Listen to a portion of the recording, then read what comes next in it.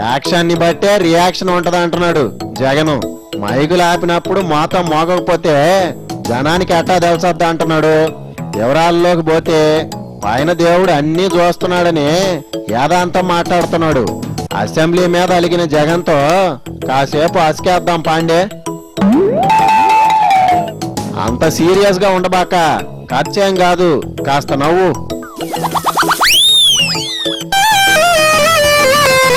ఇట యాపీగా నవ్వుతా ఉండక బీపీ పెంచుకోవడం ఎందుకు?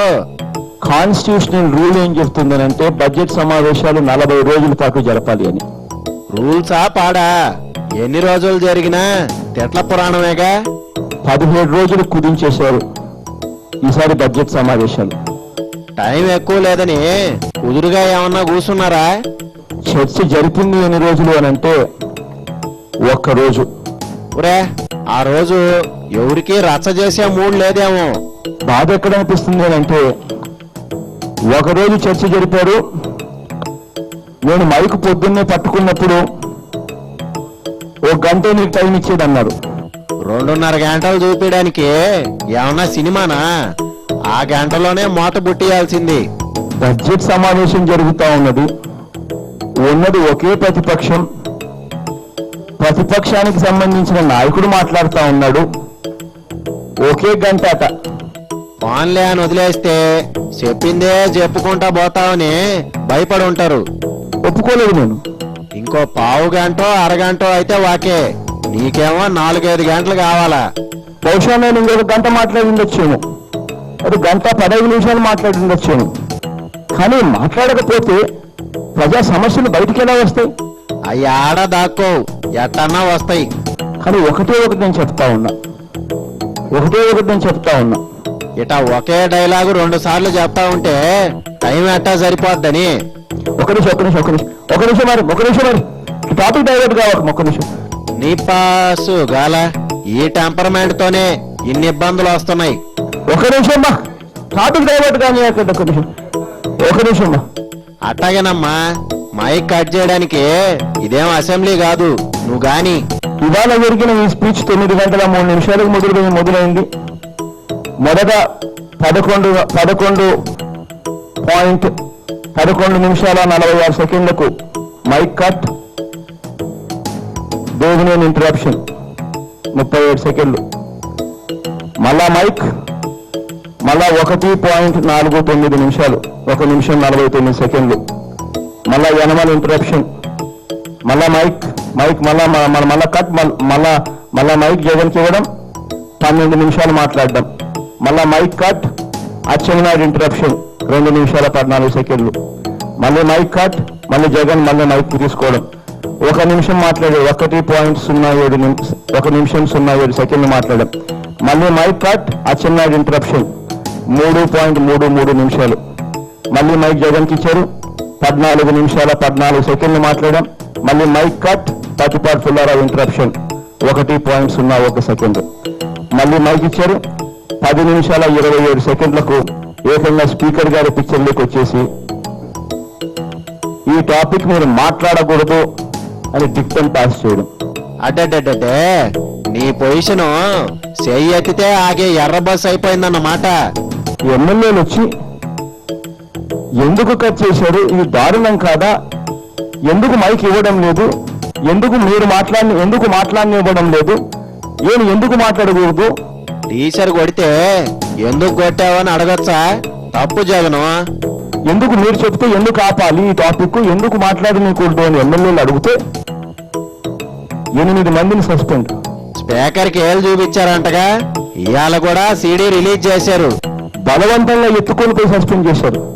సస్పెండ్ చేశాక ఎత్తకెళ్లారనుకుంటానే. సభ జరగాల్సిన తీరుదేనా? ప్రజలకు సంబంధించిన ఇష్యూస్ అసలు నిజంగా బయటకు రావాలన్నా వద్దా? వాళ్ళ టేబుళ్ల కాడికి వెళ్ళి వార్నింగ్ ఇవ్వడం కరెక్టేనా?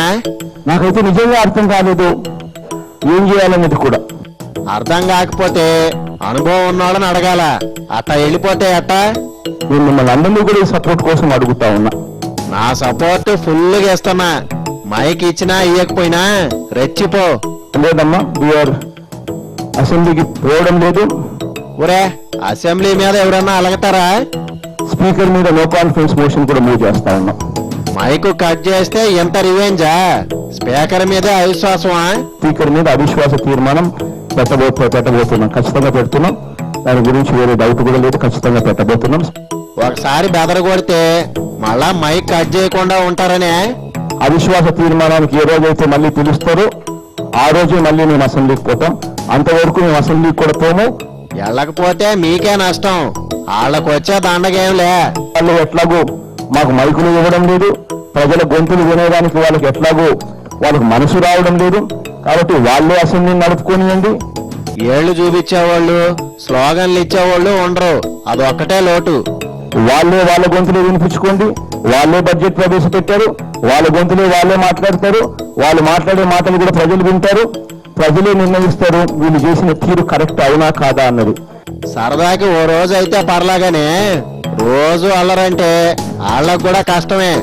ప్రతిపక్షంలో ఉన్నది ఒక పార్టీ, 67 మంది ఎమ్మెల్యేలు. గొంతు వినడానికి వీళ్ళకి ఓపిక లేదు. ప్రజల ప్రతిపక్షానికి గొంతు మైక్ ఇవ్వడానికి వీళ్ళకి ఇష్టం లేదు. సంకన ఎక్కించుకునేటట్టు ఏమన్నా చేస్తున్నారా? వాళ్ళకి చికాకు పెట్టేస్తున్నారు. నేను నా చిన్నప్పటి నుంచి నేను ఫస్ట్ క్లాస్ స్టూడెంట్. నా మార్కులు కూడా కావాలంటే కూడా ఎత్తుక్కోండి. నా చిన్నప్పటి నుంచి నేను ఫస్ట్ క్లాస్ స్టూడెంట్. నీ పాస్ వేళ నువ్వు యావరేజ్ అని నేనేమన్నా అన్నానా? ఏందో వాళ్ళు ఇష్టం వచ్చినట్టు చేస్తారు. అందులో నా syllabus ICSE syllabus, ISC syllabus అంటే మాకు ఢిల్లీ నుంచి క్వశ్చన్ పేపర్లు వస్తాయి. నీకు ఇంగ్లీష్ వచ్చని వాళ్ళ క్లాస్ బేకతానంటే ఊరుకుంటారా ఏంది? ఇటువంటి దారుణమైన అబద్ధాలు, నోరు తెరిస్తే అబద్ధాలు, ఎవరితో ఒకరితో బండలు ఇచ్చడం, పర్సనల్ ఇష్యూస్ మాట్లాడడం, వాళ్ళు మాట్లాడించినంతసేపు స్పీకర్ గారు దాన్ని టెలికాస్ట్ చేయడం. అసెంబ్లీకి వెళ్ళకపోతే అలిగామనుకోరు, భయపడ్డాం అనుకుంటారు. ఇది ధర్మం కాదండి. నిజంగా వీళ్ళు చేసేది, దేవుడు ఉన్నాడు పైనుంచి, ఖచ్చితంగా దేవుడు మొట్టికాలు వేస్తాడు వీళ్ళందరికీ బుద్ధి వచ్చేట్టుగా. పయ్యోడే చూసుకుంటాడని వదిలేక పోడియం కాడ రచ్చ ఎందుకని? ప్రతిపక్ష నాయకుడు మాట్లాడేటప్పుడు, సబ్జెక్ట్ మీద మాట్లాడేటప్పుడు స్పీకర్ డైరెక్ట్ గా తెలుగుదేశం మనిషి మాదిరిగా డైరెక్ట్ గా ఆయనే ఇన్వాల్వ్ అయి ఆయనే నువ్వు మాట్లాడకూడదు అని అంటే నేను ఎవరి దగ్గరికి పోవాలి? ఏం మాట్లాడాలి? ఎవరి దగ్గరికి మాట్లాడాలి? ఇట్లాంటి అపోజిషన్ ని ఏడా చూడలేదని మరి వాళ్ళు కూడా అంటున్నారు. No I will not give, no I will not give, no I will not give అని కన్ను పెద్దదిగా చేసి ఇవ్వను అని చెప్పి తాను అనలేదా? మీరే చూశారు అక్కడంతా. ఆయన నో నో అంటే మీరు ప్లీజ్ ప్లీజ్ అనాలా? మా వాళ్ళు ఏం చేశారమ్మా? స్పీకర్ చేస్తా ఉన్నాడు అన్యాయము అని స్లోగన్స్ ఇచ్చారు.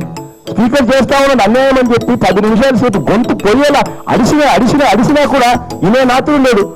గొంతు పోతే సైగలు చేయాలా, సౌండ్లు కాదు. మిమ్మల్ని అక్కడికి పంపిస్తాను, మీరే గొంతు పోయేలా అడుస్తారు, 10 నిమిషాలు అడుస్తారు. వినకపోతే ఏం చేస్తారు? పక్కన డబ్బులు ఉంటాయి, పక్కన టేబుల్ ఉంటాయి, ఇటు కొడతారు.